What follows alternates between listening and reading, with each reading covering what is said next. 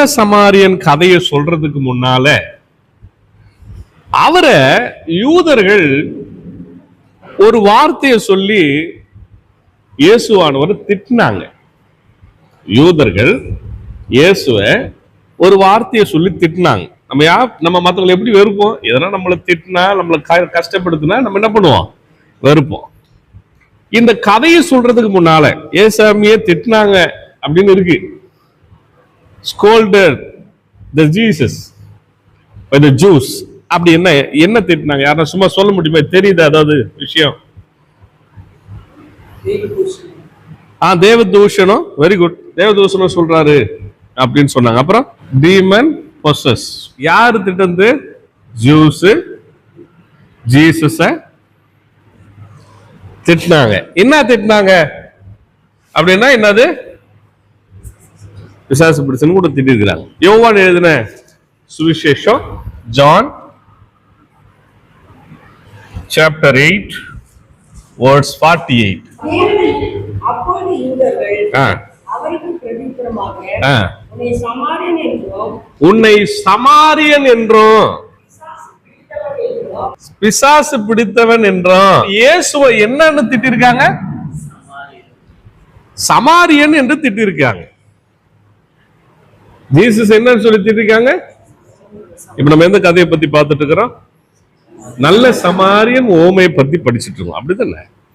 இப்போ இயேசுவ யோவான் எழுதுறாரு. மற்ற நற்செய்தியாளர்களை அது மாதிரி டைரக்டா ஸ்பெஷலா இவர் யோவான் மாத்திரம் தான் இந்த மாதிரி ஒரு வார்த்தையை சமாரிட்டன் திட்டினாங்கன்ற ஒரு வார்த்தையை பதிவு செய்திருக்கிறார். மற்றவர்களும் பதிவு செய்திருக்கிறாங்க. ஒருவேளை மேத்யூ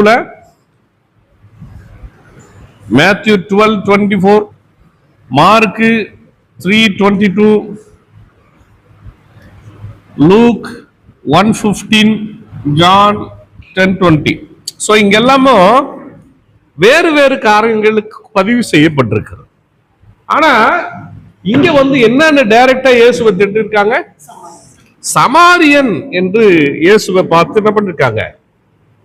இப்ப புரியுதா ஏன் இயேசுவானவர் சமாரியனை அவருடைய கதையில ஒரு ஹீரோவா ப்ரொஜெக்ட் பண்றாருன்னு புரியுதா உங்களுக்கு?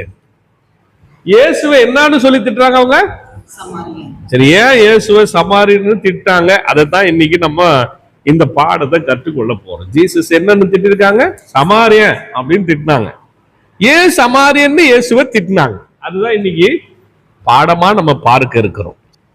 முதல்ல இந்த சமாரியன் என்று திட்டுவதற்கு இந்த திட்டத என்ன முறை என்று சொல்லுவாங்க. அது ஒரு மெத்தடாலஜி, அது ஒரு முறை, ஒரு வழிமுறை. அதை என்ன சொல்லி அழைப்பாங்கன்னாக்கா ad hominem அப்படின்னு சொல்லுவாங்க. இந்த திட்டத்தை இயேசுவை பார்த்து சமாரியன் திட்டினாங்கல்ல, அந்த முறைய ad hominem அப்படின்னு சொல்ல ad hominem அப்படின்னு சொல்லுவாங்க. இந்த முறையை இயேசுவானவரை பார்த்து திட்டுகின்ற ஒரு முறை. கவனிங்க, ரொம்ப முக்கியமானது. ஒருவருடைய வாதத்தை ஆர்கியூமெண்ட் சொல்றல, யாரெல்லாம் ஆர்கியூமெண்ட் பண்ண முடியாத போறாங்களோ, ஒரு வாதம் பண்ண முடியல, நான் ஒரு கேள்வி கேட்கிறேன், திரும்ப வாதம் பண்ண முடியாதவன் என்ன பண்ணுவான்னா, வாதம் செய்கிறவரை என்ன பண்ணுவாங்க? திட்டிட்டு போயிடுவான். அவனுக்கு ஆர்கியூமெண்ட் பண்ண முடியாது, அவனுக்கு பேச தெரியல அப்படின்னா என்ன பண்ணுவான்? டக்குன்னு அவன் பர்சனலா பேசுவான். நீ இப்படி பண்ண தானே அப்படின்னு, இல்லைன்னா ஏதாவது ஒரு பழியை சுமத்துவான். அப்படிதானே? இப்ப அப்படிதான் ஒரு முறைய இங்க இயேசுவானவரிடத்துல ஒரு கேள்வி கேட்கிறார்கள், அல்லது ஒரு காரியம் நடந்து கொண்டு இருக்கிறது. திடீர்னு என்ன பண்றாங்க? இயேசுவை பார்த்து என்ன சொல்றாங்க? சமாரியன் என்று அவர்கள் சொல்லுகிறத நம்ம பார்க்கின்றோம். இது இதை என்ன சொல்றாங்க? ஒரு வகையான ஒரு வசைப்பாடல், அபியூஸ் சொல்றாங்க. ஒரு வகையான ஒரு வசைப்பாடுறது. இயேசுவை ஒரு வசை பாடுகிறார்கள், திட்டுறாங்கன்னு சொன்னேன் நான் ஒரு வார்த்தை. அதுதான் இந்த ஸ்கோல்டட் அப்படின்னு சொல்றேன். அது மாதிரி வசை பாடுதல் என்று இதை சொல்லுகின்றாங்க. இது ஒரு லாத்தின் வேர்டு. இந்த வார்த்தை என்னது? ஒரு லத்தீன் வார்த்தை. இந்த ad hominem ஒரு லத்தீன் வார்த்தை. ad அப்படின்றது ஒரு மீனிங் இருக்குது, hominem அப்படின்றது ஒரு மீனிங் இருக்குது. இந்த adன்றது நோக்கி அப்படின்னு அர்த்தம். அவரை நோக்கி சொல்றேன் இல்லையா, அது இந்த ஒமினேம் அப்படின்றது என்னன்னா மனிதனை நோக்கி அப்படின்னு அர்த்தம். டைரக்டா மனிதன் ஒமினின் ஆட். அப்ப மனிதனை நோக்கி வார்த்தை என்னது, மனிதனை நோக்கி தனிநபர் தாக்குதல் அப்படின்னு அது சொல்லுவாங்க. அவர் ஒரு ஆர்குமெண்ட் தான் ஜீசஸ் என்ன பண்றாரு, விவாதங்களை ஏற்படுத்துகிறார். ஒருவேளை நியாயப்பிரமாணமா இருக்கலாம், சட்டமா, சடங்குகள் இருக்கலாம், வழிபாடா இருக்கலாம். நீங்க எந்த நிகழ்வா இருந்தாலும், எந்த விதமான ஒரு காரியமா இருந்தாலும் அதை விவாதமா ஆர்குமெண்ட் கொண்டு வர்றார். எல்லாவற்றையும் மாற்றி அமைக்கிறதுக்கு முயற்சி செய்கிறார். அப்ப அப்படி ஒரு ஆர்குமெண்ட் சேக்ல போகும் பொழுது அவங்க எந்த சேக்ல போறாங்க, அபியூஸ், அதாவது ஒமினிம் அப்படின்னு சொல்ல தனிநபர் தாக்குதலுக்கு அவங்க என்ன பண்றாங்க, அவங்க நகர்ந்து சொல்லுகிறத நாம் பார்க்கிறோம். ஒருவர் முன்வைக்கின்ற கருத்து அல்லது வாதத்தில் உள்ள உண்மைகளை ஆராய்ந்து அதுக்கு பதில் அளிக்க முடியாதவங்க தான் இந்த வேலையை செய்வாங்க. அப்ப அவங்க என்ன செய்வாங்கன்னா, தனிப்பட்ட நபருடைய வாழ்க்கையை பேசுவாங்க, தனிப்பட்ட நபருடைய குணத்தை பேசுவாங்க, அவங்களுடைய தோற்றத்தை பேசுவாங்க, அவங்க கல்வியை பேசுவாங்க, அல்லது அவங்க கடந்த கால தவறுகளை அவங்க குறிவைத்து தாக்குவாங்க. அதுக்கு பேர் தான் என்னது, இது ஹோமினின் அப்படின்னு சொல்லி இதை அழைக்கின்றார்கள். கிரேக்க தத்துவ ஞானி அரிஸ்டாட்டில் ரொம்ப முக்கியமானவர். இந்த அரிஸ்டாட்டில் என்ன செய்யறாருன்னா, கிறிஸ்துவுக்கு முன்னால 384 322 இந்த காலகட்டங்கள்ல இவர் அவருடைய நூல் ஒன்றை எழுதுகிறார். அது என்ன சொல்லுவாங்க, ரெட்டோரிக் அப்படின்னு சொல்லுவாங்க. இன்னொரு நூல் இருக்கிறது, சொபிஸ்டிக்கல் அப்படின்னு சொல்லுவாங்க. சொபிஸ்டிக்கல் ரெஃப்யூட்டேஷன்ஸ். இப்ப இயேசுவானவர் இங்கே வாதம் செய்கிறார், எல்லாவற்றிலும் வாதம் செய்கிறார்.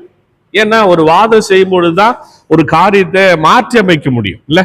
இன்னைக்கு பாருங்க, நிறைய டிவில வாதம், இந்த டிபேட்னு சொல்லுவாங்க, டிபேட் ஆர்கியூமெண்ட்னு சொல்றேன்ல, அது டிபேட். இந்த டிபேட் தான் இன்னைக்கு நடக்குது, எல்லாத்துலயும் டிபேட் நடக்குது. ஒருவேளை சட்டமன்றத்துல நடந்துச்சுன்னா உடனே டிபேட், எதுனா ஒரு நிகழ்வு நினைச்சா உடனே டிபேட், ஒரு ஆக்ஷன் பண்ணிட்டா டிபேட் இருக்கா இல்லையா, போயிட்டு இருக்கா இல்லையா. அது மாதிரி டிபேட், ஆர்குமெண்ட் இல்ல. அது எதுக்குன்னா ஆரோக்கியமா இருக்கும். உங்க கருத்துல நீங்க வைக்கலாம், இந்த பக்கத்துல இருக்கிற கருத்தை அவங்க வைக்கலாம். சோ அது பார்வையாளர்களுக்கு அல்லது பயனாளிகளுக்கு அது என்னவா இருக்கும், நன்மையா இப்போ முடியும். ஓ, இது நியாயம், எது உண்மைன்னு ஒரு முடிவுக்கு போவாங்க. அப்ப இயேசுவானவர் எல்லாவற்றிலும் ஒரு ஆர்குமெண்ட் சேக்ல கொண்டு போற விவாதங்களை செய்து அவங்களுக்கு மக்களுக்கு புரிய வைக்க முயற்சி செய்கிறார். ஆனா அவன் என்ன செய்யறான், அந்த ஆர்குமெண்ட் பண்ணுகிற அந்த ஆர்குமெண்ட்டுக்கு அவங்களால என்ன பண்ண முடியல, இயேசு கிட்ட பதிலுக்கு சொல்றதுக்கு முடியல அவங்களால. நான் அவ்வளவு ஞானமா ஆண்டவர் பேசுறார். அதனால என்ன பண்றாங்க, ஆர்குமெண்ட் பண்ற இயேசுவானவரே என்ன பண்றாங்க, அவங்க படித்து அவரை தோற்கடிக்க முயற்சி செய்கிறாங்க. சரி, அதனாலதான் இந்த அட்வொமினின் அப்படின்ற ஒரு ஆர்குமெண்ட் மெத்தடாலஜிய இங்க இயேசுவானவருக்கு எதிராக அவங்க பயன்படுத்துறாங்க. சரியா, என்ன அது என்னன்னு சொல்றாங்க, அவர் இயேசுவை பார்த்து என்னன்னு திட்டுறாங்க, சமாரியன் திட்டுறாங்க. அதை பத்தி தான் நீங்க பார்க்க போற நிறைய ரீசன்ஸ் உங்களுக்கு சொல்லி கொடுக்க போறேன். சோ இந்த அட்வொமினின்றது நிறைய வகைகள், ஒரு 4 வகையா பிரிச்சிருக்காங்க. முதல் வகையில என்னன்னு சொன்னாக்கா அபியூசிவ் அப்படின்னு சொல்லுவாங்க. அபியூசிவ் அப்படின்னா வசைப்பாடல், திட்டுறது. இந்த மெத்தட் தான் ஜீசஸ்க்கு பயன்படுத்த. 4 வகை இருக்கு. ரெண்டாவது சர்க்கம்ஸ்டான்சியல், சூழல் சார்ந்து குற்றம் சாட்டுறது. மூன்றாவது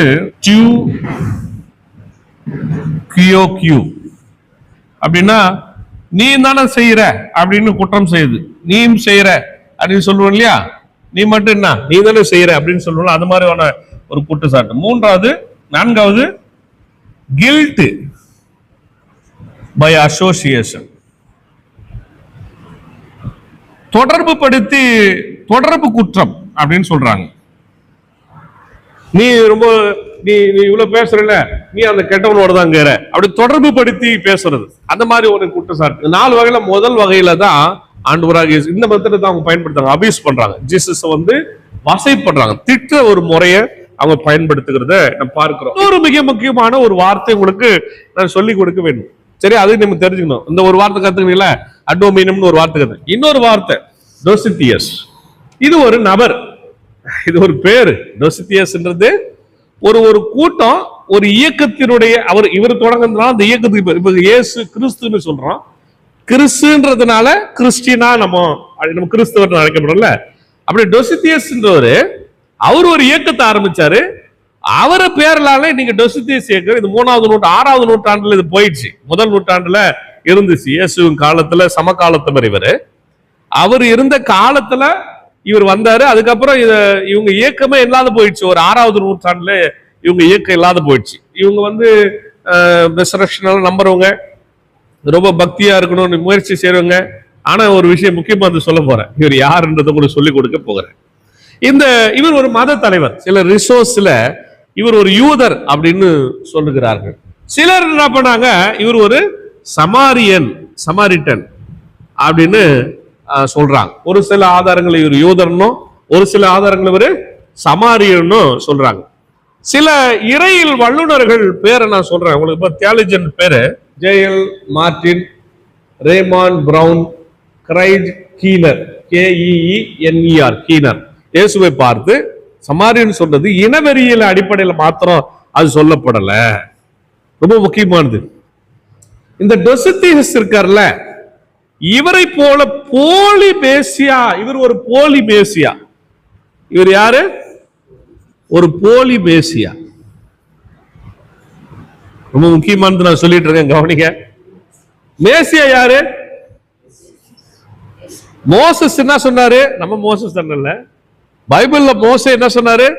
மேசியா வரப்போகிறாரு, இந்த மேசியா குறித்து அறிவிப்பு செய்கிறார்.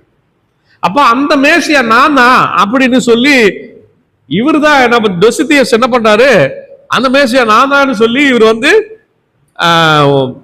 தன்னை பிரகடனப்படுத்திக் கொள்கிறார். அப்ப ஒரு போலி மேசியா அவரு. இயேசுவானவரை இப்படி இழிவுபடுத்தணும். அப்படி இழிவுபடுத்துறதுக்கு தான் இங்க இயேசுவானவரை ஒரு போலி மேசியாவோடு, இந்த டொசித்தியஸோடு இங்க ஒப்பிட்டு சொல்லுகிறார்கள். கவனிக்கணும், ரொம்ப முக்கியமானது.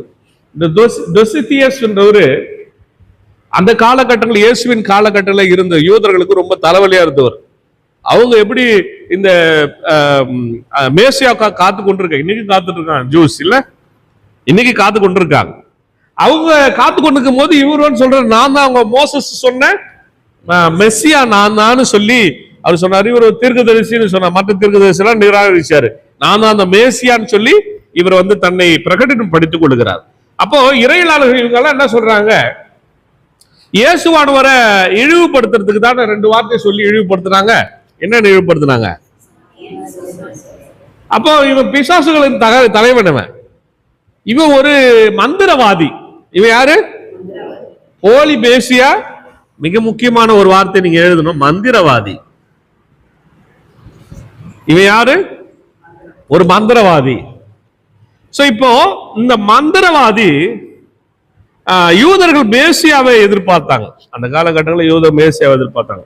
சமாரியர்களும் மேசியா தான், ஆனா வேற ஒரு டேர்ம்ல சமாரியர்கள் எதிர்பார்த்தாங்க. அதுல தாகேப்புன்னு சொல்லுவாங்க. இது சமாரியர்கள் எதிர்பார்த்தது.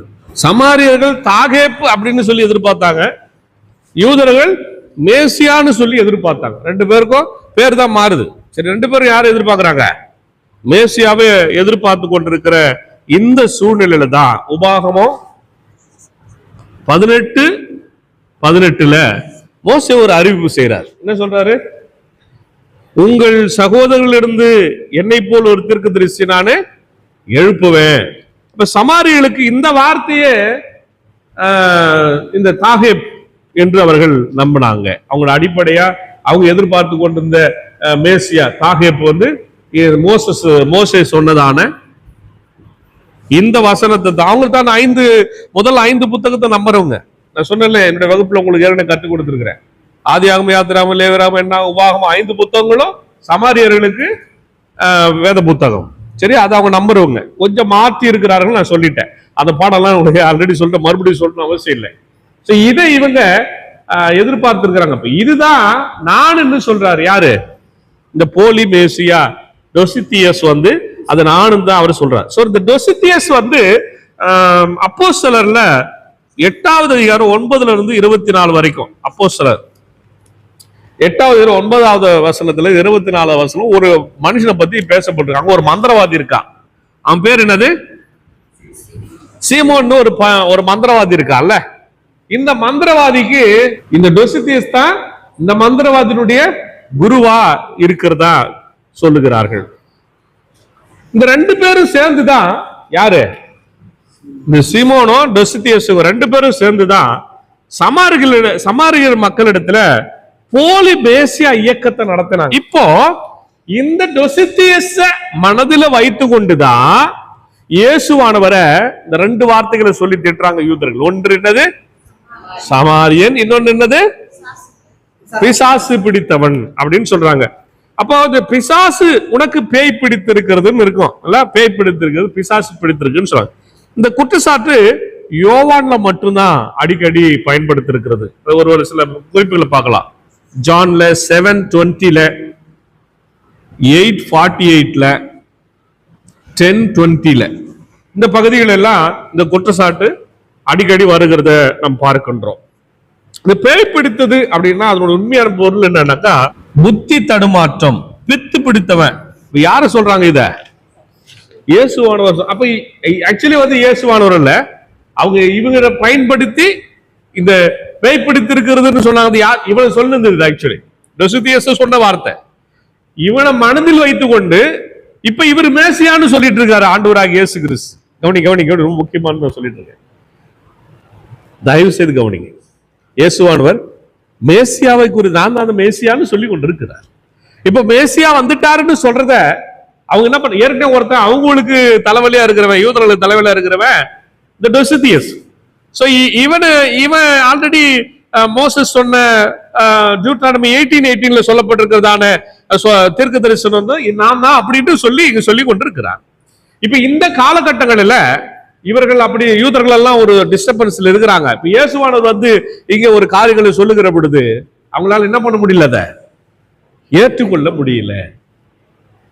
அதனால இயேசுவை அவங்க வரமுறை தாண்டி திட்டுவதற்கு முயற்சி செய்யறாங்க. இயேசுவை சமாரியன் என்று அழைத்ததற்கான பிற காரணங்கள் ஒண்ணு நான் சொன்ன, இந்த டொசித்தியஸ அந்த காலகட்டங்களில் அவர் மேசியான்னு சொல்லிட்டு இருந்தா, இப்போ அவன் ஒரு பைத்தியக்காரன் அப்படின்னு சொல்லி வச்சிருந்தான். அப்ப அந்த மாதிரியான இயேசுவானவரை எல்லை மீறி அவரை என்ன பண்றாங்க, இங்கே அவர்கள் வசைப்பாடுகிறார்கள். என்ன அந்த வசைப்பாடுறது பேர் என்ன சொன்ன?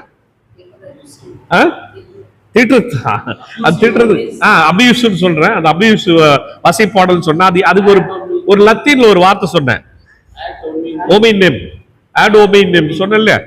ஆட் ஓமினம் இந்த வார்த்தை நீங்க மறந்துடக்கூடாது. இயேசுவானவரை இந்த 2 வார்த்தைகளை சொல்லி திட்டுறாங்க, இந்த 2 வார்த்தைகளை வசைப்பாடுறாங்க. அந்த வசைப்பாடுற அந்த முறைக்கு பேரு அட் ஓமினம் அப்படின்ற ஒரு வார்த்தை. சரியா? இப்ப அதுக்கப்புறம் யார மனசுல வச்சு இதை திட்டினாங்க அப்படின்றதுக்கு டொசித்தியஸ உங்களுக்கு சொல்லி இருக்கிறேன். சரியா? இப்ப பிற காரணங்களை உங்களுக்கு சொல்லி நான் முடிச்சிடறேன் வேகமா.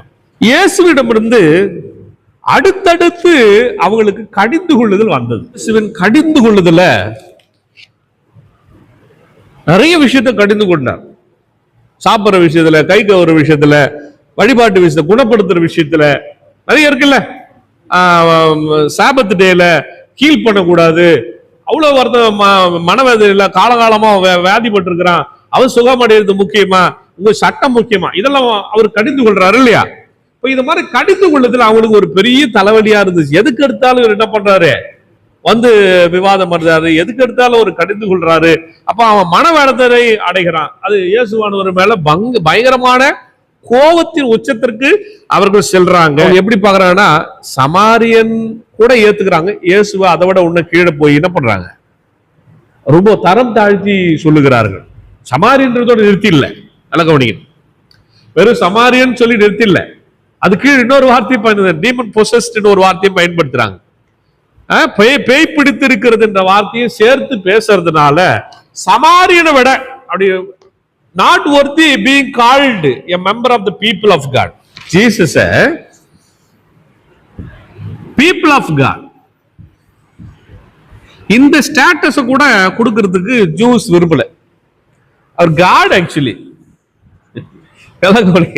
கடவுளை தேவ ஜனங்களா கூட கருத முடியல.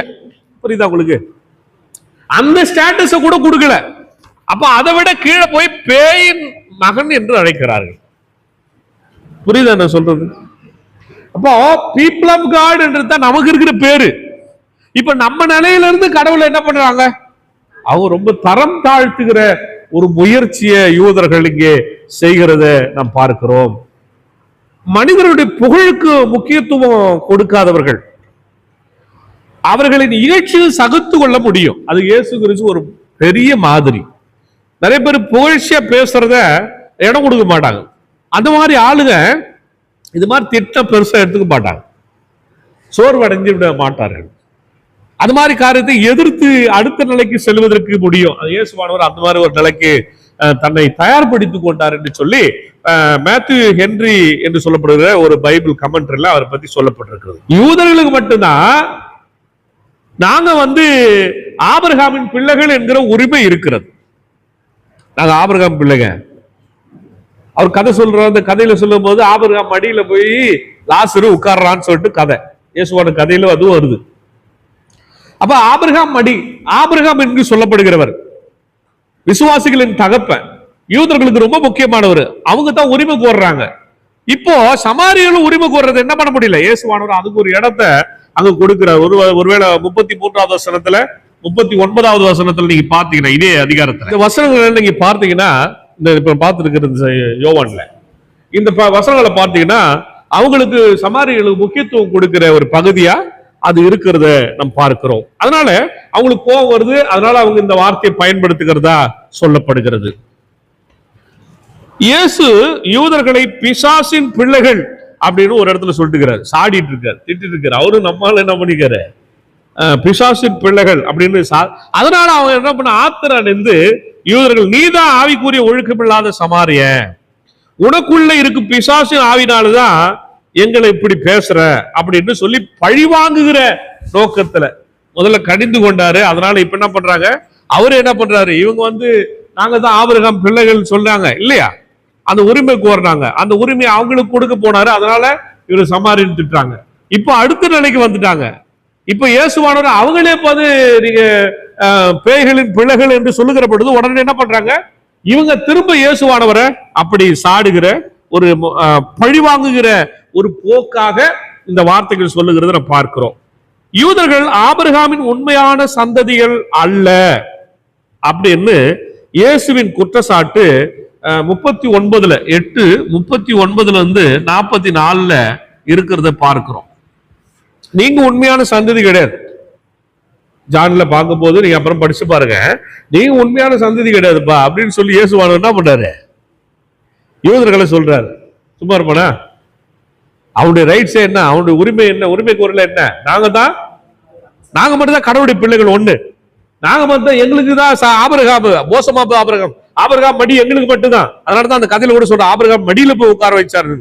ஆபிரகாம் மடின்றது எங்களுக்கு மட்டும்தான் இவங்களுடைய நம்பிக்கை. அதனாலதான் இயேசு என்ன பண்ணாது, உண்மை யூதர்கள் ஆபிரகாமின் உண்மையான சந்ததிகள் அல்ல அப்படின்ற ஒரு குற்றச்சாட்டை பழிவாங்கு விதமாக, அந்த குற்றச்சாட்டுக்கு பழிவாங்குற விதமாக இயேசுவை ஒரு சமாரியன் என்று குற்றம் சாட்டினதாக சவுத் ஏசியா என்று சொல்லப்படும் ஒரு கமெண்ட்ரியில இது எழுதியிருக்காரு, அந்த தகவல் எழுதியிருக்காரு. சமாரிய மத்தியில ஜீசஸ்க்கு ஒரு நல்ல வரவேற்பு இருந்து வந்தது. அவர் எல்லார் மக்களையும் நேசித்தார். உங்களுக்கு ஒரு பேப்பர் நான் எடுத்துட்டு வர மறந்துட்டேன், ஒரு PDF பாருங்க, நான் உங்களுக்கு அனுப்பிடுறேன். இயேசுவானவருடைய மினிஸ்ட்ரி முதல்ல ஒரு 3 மாதம், அப்புறம் 1 வருஷம், அப்புறம் 1 வருஷம், அப்புறம் 1 வருஷம், அப்புறம் ஒரு 6 மாசம். இதான் ஜீசஸ் மினிஸ்ட்ரி காலம்.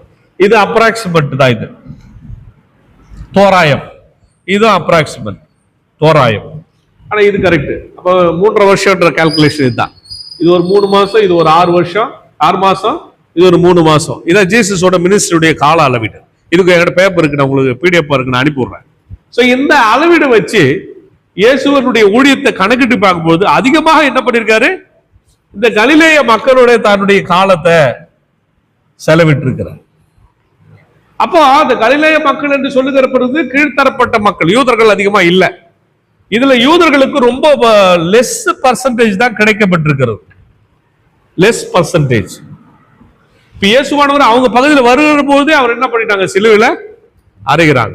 பாஸ் ஓவர் டைம்ல மட்டும் உள்ள வருகிற ஒரு கால அளவீடு இருக்கிறது. மற்ற காலங்களில் இயேசுவானவர் இங்க அதிகமா போகல. அப்ப மெயினா அவருடைய ஊழியமானது இவங்க மத்தியில இருந்தனால இவங்க மத்தியில பிரபல்யம் அடைஞ்சிட்டார், ஃபேமஸ் ஆயிட்டார். அப்ப அவங்க எல்லாம் நல்ல ரெஸ்பான்ஸ் கொடுக்க ஆரம்பிச்சிட்டாங்க. கலிலேயர்கள், இன்னும் சொல்ல சமாரியர்கள், இவங்க எல்லாம் என்ன பண்றாங்க, இயேசுவானவருக்கு ரொம்ப அதிகமான இடத்தை கொடுக்க ஆரம்பிச்சிட்டாங்க. இது அவங்களுக்கு இரிட்டேஷன் கொடுத்துச்சு.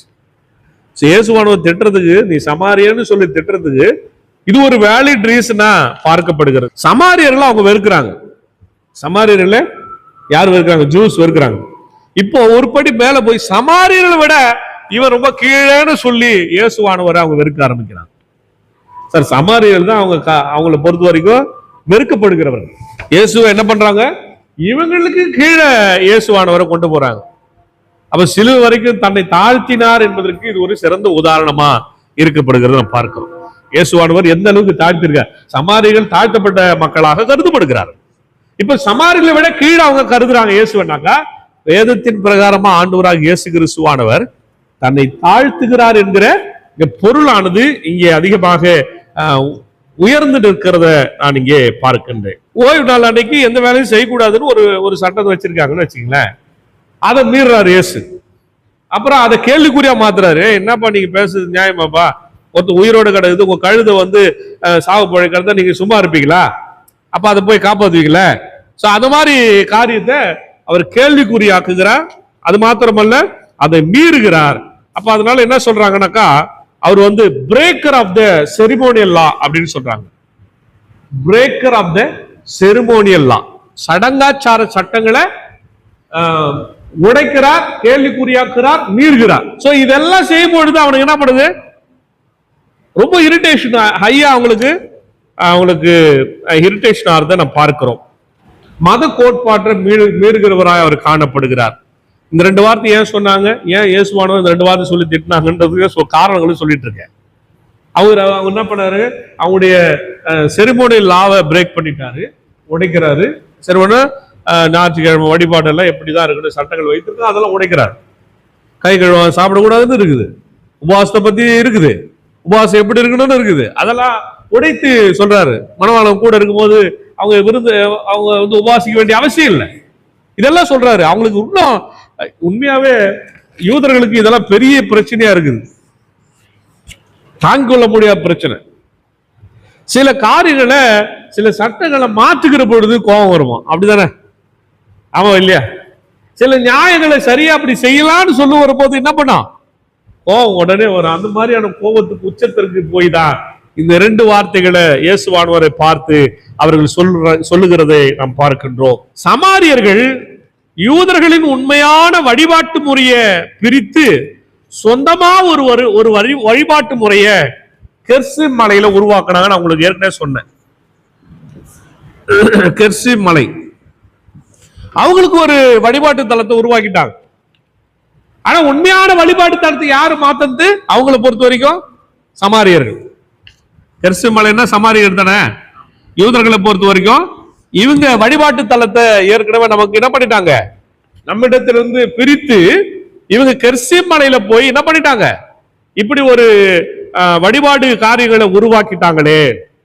அப்ப இயேசு யூத மதத்தை பிரிக்கும் பொழுது ஒரு மத பிரிவினைவாதியாக பார்க்கிறாங்க. மத பிரிவினைவாதி, ஸ்கிஸ்மெட்டிக். இயேசுவானவர் ஒரு மத பிரிவினைவாதியா இருக்கிறாங்க. இவரும் மதத்துல கோட்பாடுகள் எல்லாம் மாத்தணும்னு சொல்றாரு, வழிபாடுகள் எல்லாம் மாத்தணும். மாத்தனா பிரிச்சா சரி செஞ்சா அவங்களுக்கு எப்படி மத பிரிவினைவாதியா யூதர்களுக்கு இயேசுவானவர் தெரிகிறார். எப்படி இவங்க பிரிச்சாங்க? சமாரியர்கள். ஏன் சமாரியர்கள் இயேசு குறிப்பிடுறாங்கன்னு ஒரு காரணம் சொல்லிட்டு இருக்கேன். ஏற்கனவே சமாரியர்கள் மதத்துல இருந்து வழிபாட்டுல இருந்து ஒரு முறைய மாத்திட்டாங்க, பிரிச்சுட்டாங்க. இப்ப அந்த வேலையை இயேசு கிறிஸ்து செய்வதனால இங்க ஒரு மத பிரிவினைவாதியா அவர் காணப்படுகிறார், ஸ்கிஸ்மெட்டிக்கா அவர் இருக்கிறாரு.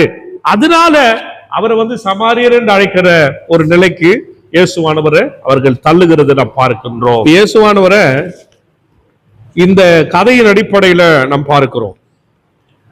இயேசுவானவர் சமாரிய பகுதிகளின் வழியா பயணம் செய்திருக்கிறார். ஆனா யூதர்களுக்கு ஒரு தடை இருந்தது. சமாரியர் வழியே பயணம் செய்யக்கூடாது. அவங்களுக்கு ஒரு தடை இருந்தது. சமாரியர் வசிக்கிற இடத்துல பயணம் செய்ய மாட்டாங்க. ஆனா இயேசுவானவர் இவன் என்ன பண்றான், ஜெரிகோல போறான்ல அந்த டிராவல் கதையில, அவனுடைய பாதை பார்த்தா சமாரிய வழியா போகாது. அதனால எரிகோ சூஸ் பண்றாங்க. கிட்டத்தட்ட 3 கிலோமீட்டர் எக்ஸ்ட்ரா. அது